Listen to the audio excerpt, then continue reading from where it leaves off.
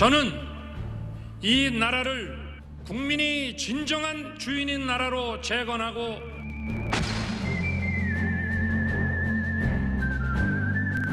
우리가 지금부터 당정이 하나가 돼서 오로지 국민, 오로지 민생만을 생각할 때 어려운 문제들이 다 해소가 되고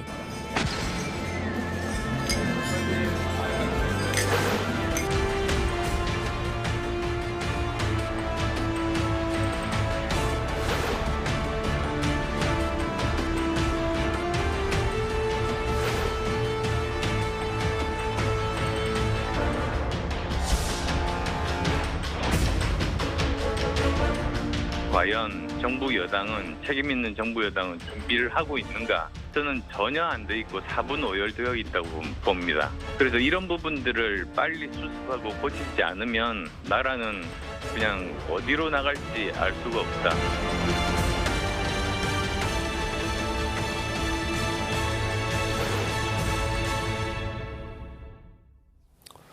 예, 앞서 전해드린 대로 새해 벽 때부터 국민의힘 당권 경쟁이 뜨겁게 달아오르고 있는데요.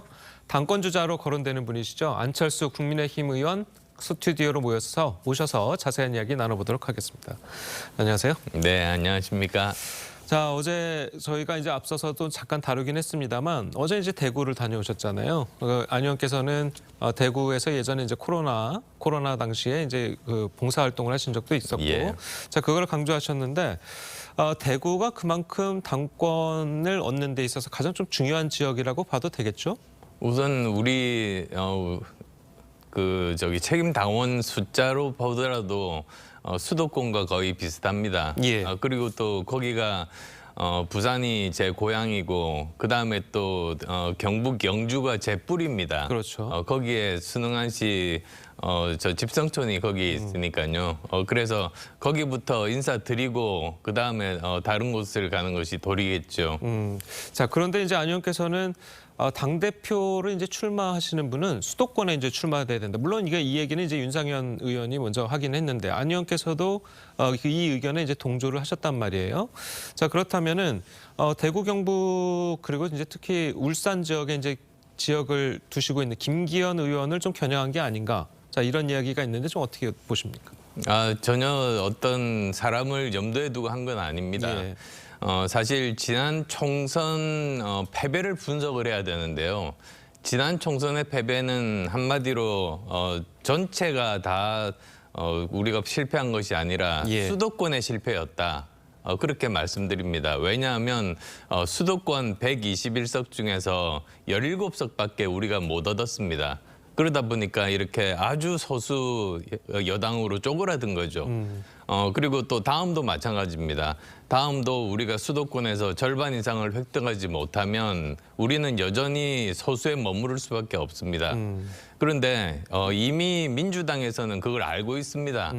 저는 이번 민주당 그 최고위원 선출을 보면서 정말로 놀랐습니다. 민주당 최고위원 중에서 선출직 전원이 수도권입니다. 예. 이런 경우는 지금까지 민주당 역사상 처음이거든요. 즉 민주당은 이미 다음 총선에 그 최전선이 이 수도권이라는 걸 잘 알고 있고 대비를 하고 있는 거죠.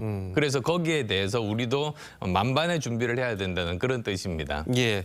자, 그런데 당내 분위기는 좀 좋지 않은 것 같아요. 예를 들어가지고 이제 주호영 원내대표 같은 경우에는 지역구를 함부로 옮기는 것은 자해 행위다. 자, 이렇게까지 이야기를 했거든요. 좀 어떻게 들으셨습니까? 그건 그렇게 해석하시면 안 됩니다. 예. 그 주호영 대표께서 처음부터 말씀을 하셨습니다. 수도권, 그다음에 2030 중도층의 민심을 얻는 것이 이번 총선에서 정말로 중요하다는 이미 말씀을 하셨습니다. 그렇죠. 그거는 맞습니다. 그런데 제가 이제 제안한 것은 최소한 이제 당대표로 나올 사람들이면 그 정도 결기를 보여야 된다. 그런 뜻이지 모든 영남권 의원들을 다 수도권으로 보내자 이런 말씀은 아니었습니다. 예. 자, 그리고 이제 김기현 의원도 이 말에 이제 덧붙여서 한가한 소리다. 자, 이렇게 이야기를 했거든요. 어떻게 들으셨습니까? 예, 정말 아직도 지금 뭐가 중요한지 무엇이 중요한지 그걸 잘 모르시는 것 같습니다. 예. 알겠습니다. 자, 그리고 이제 뭐 윤상현 의원 앞서서 이제 저희가 이제 얘기를 했습니다만 윤상현 의원과 이제 수도권 출마론에서 한 목소리를 이제 내시게 됐잖아요. 그게 이제 김기현, 장제원 의원의 김장연대에 맞서서 안철수 그리고 윤상현, 안윤연대다. 자, 이런 이야기가 나오는데 맞습니까? 그런 것보다는 오히려 저는 뭐 수도권 연대 뭐 그런 표현이 훨씬 더 맞다고 봅니다. 예. 사실 이게 어떤 개인과 개인의 이합 집산의 문제가 아니고 우리 국민의 또 국가의 명운이 걸린 총선 아니겠습니까?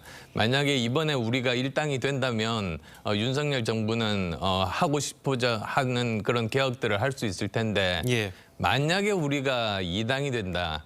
그러면 5년 동안 식물 정부로 머무르고 다시 정권이 교체될 수 있습니다. 이런 절박한 상황에서 그러면 안 된다는 말씀을 드린 겁니다. 예.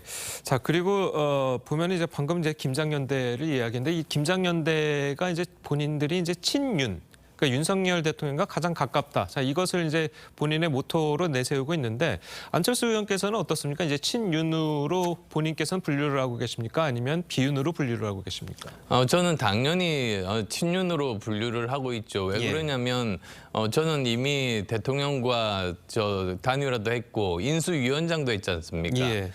이 정부 국정에 대해서 국정 철학에 대해서 누구보다도 잘 알고 그 국정 과제에 대해서 직접 정리를 한 사람입니다. 그래서 누구보다도 이 윤석열 정부의 성공을 바라는 사람이기 때문에 예. 거기를 가지고 뭐 비윤이다 이렇게 분류하는 것 자체가 적절하지가 않죠. 자, 그렇다면 이제 윤 대통령과 지금도 좀 국정 철학이라든지 아니면 뭔가 국정 정책이라든지 여기에 대해서 좀 논의를 하고 계십니까? 어떻습니까? 네, 가끔씩 정말로 중요할 때, 그때 제 의견을 전달을 하면 대부분 받아주십니다. 예. 그리고 또 어제 저희들 그 신년 인사회가 있었죠. 거기에서도 이제 대통령께서도 한번 오라고 말씀도 하셨고, 그 다음에 또 영부인께서도 그렇게 또 말씀하시고 그랬었습니다. 예.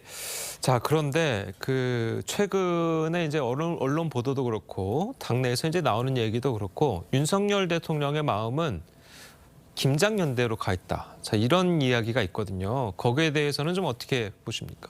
그건 그쪽의 주장이고요. 예. 지금 현재 제가 알고 있기로는 어느 쪽에 이렇게 마음을 주시지는 않는 걸로 알고 있습니다. 예. 모두 다 이제 윤석열 정부의 성공을 바라는 사람들이기 때문에 한번 지켜보고 누가 더 실력을 발휘하고 누가 더 민심을 얻고 또 누가 더 총선 승리에 더 큰 공헌을 세울 수 있을 것인가 그걸 바라보고 계시는 그런 단계로 알고 있습니다. 예. 자, 그리고 이제 나경원 전 의원 이야기를 좀 해보자면 지금 모든 여론조사에서 나경원 전 의원이 그 선두를 좀 달리고 있습니다. 거의 모든 여론조사에서. 물론 안철수 의원께서는 지금 그 밑으로 이제 2등으로 이제 달리고 계신데 나경원 전 의원이 이제 상승세를 보이고 있는 이유를 혹시 분석하고 계신 게 있으십니까? 아무래도 뿌리가 깊지 않습니까? 지금까지 오랫동안 우리 당에서 몸담고 여러 가지 활동을 하시다 보니까 여러 가지 인지도 면이라든지 그런 면에서 많은 당원분들이 알고 계십니다. 그렇지만 이 확장성에서 문제가 있다는 건 또 많은 분들이 또 알고 계시는 부분입니다. 근데 과연 다음 총선에서 우리가 확장성 없이 우리만으로 이길 수 있을 것인가? 거기에 대한 의구심 또한 있는 것이 사실입니다. 그래서 그런 것들을 포함을 한다면 저는 오히려 제가 당대표가 되는 것이 확장성 면이라든지 또는 보수의 신뢰를 얻으면서 이렇게 중도의 표심을 모으는 데는 최적의 후보라고 생각합니다. 예. 자, 그렇다면 이제 나경원 전 의원이 출마를 안 하는 게 낫다고 생각을 하십니까? 저는 꼭 그렇게 생각하지는 않습니다. 오히려 그런 부분들을 당원들 의사를 물어서 그 부분에 대해서 판단을 하게 하는 것도 저는 좋은 방법이라고 생각합니다. 예. 자, 그리고 물론 뭐 이 얘기는 이제 본인은 아니라고 이제 주장을 하지만 이 당대표 선거에 이제 한동훈 법무부 장관이 차출이 될 것이다. 뭐 권영세 통일부 장관, 원희룡 국토부 장관, 현직 장관들이 전당대회에 나올 것이다. 자, 이런 이야기도 있거든요. 그 부분은 어떻게 보십니까? 그 부분은 이미 대통령께서 선을 그으셨습니다. 예. 이렇게 관료를 그러니까 그 내각을 함부로 바꾸는 것은 옳지 않다. 그리고 좀 더 경험이 필요하다. 그렇게 직접 말씀을 하셔서 이미 다 정리가 된 걸로 그렇게 알고 있습니다. 예. 자, 그리고 얼마 전에 안 의원께서는 이제 본인의 지역구가 대장동이다. 자, 이런 말씀을 하셨잖아요. 본인의 네. 지역구가 대장동이니까 집이 백현동입니다. 그렇습니까? 예. 대근 백현동이시고 지역구는 또 대장동이시고 또 이러시겠네요. 자, 어쨌든 이제 그 앞으로 이제 당 대표가 되시면 이 본인이 지역구가 대장동이니까 잘 싸우겠다라고 이제 포부를 밝히셨는데 어떤 식으로 이제 야당에 대응해서 이제 좀 이렇게 정치를 해 나가실 생각이십니까? 그러니까 이번 저 대표에서 가장 중요한 것이 바로 총선에서 이기는 것 아니겠습니까? 그렇죠. 근데 대통령 선거 같으면 대통령 후보끼리 비교합니다. 그런데 총선은 당 대표끼리 비교합니다. 그런데 만약에 이재명 대표와 저와 이렇게 대비가 된다면 국민들은 누구나 다 제 편을 들 겁니다. 그리고 또 저는 상징적으로 그 이재명 대표가 그 살고 있던 집도 있었던 그 지역의 국회의원입니다. 예. 오히려 인천으로 달아난 이재명 대표에 비해서는 제가 훨씬 더 뭐 여러 가지 면에서 도덕성 면에서 능력 면에서 그리고 또 헌신성 면에서 저는 국민들은 저희를 선택해 주실 거라고 믿습니다. 예, 알겠습니다. 자, 오늘 말씀 잘 들었습니다. 지금까지 국민의힘 안철수 의원과 함께 여당 전당대회 관련해서 이야기 나눠봤습니다. 자, 앞으로 다른 주요 당권 주자들도 모셔서 입장을 들어보겠습니다. 자, 오늘 말씀 감사합니다. 네, 감사합니다.